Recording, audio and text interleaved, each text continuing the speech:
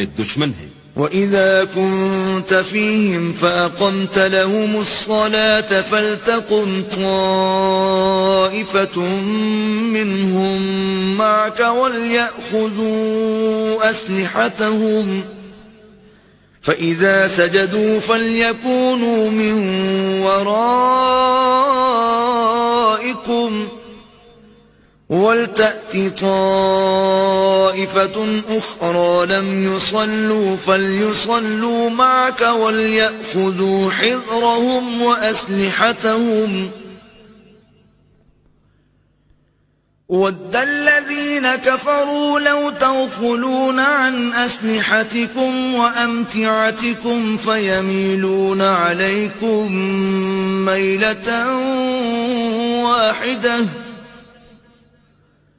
ولا جناح عليكم إن كان بكم أذى من مطر أو كنتم مرضى أن تضعوا أسلحتكم وخذوا حذركم إن الله أعد للكافرين عذابا مهينا۔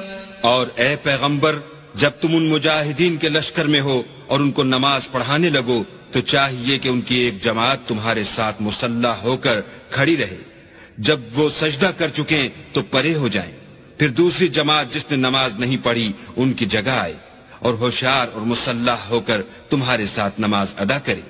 کافر اس گھات میں ہیں کہ تم ذرا اپنے ہتھیاروں اور سامان سے غافل ہو جاؤ کہ تم پر یک بارگی حملہ کر دیں۔ اگر تم بارش کے سبب تکلیف میں ہو یا بیمار ہو تو تم پر کچھ گناہ نہیں کہ ہتھیار اتار رکھو، مگر ہوشیار ضرور رہنا۔ اللہ نے کافروں کے لیے ذلت کا عذاب تیار کر رکھا ہے۔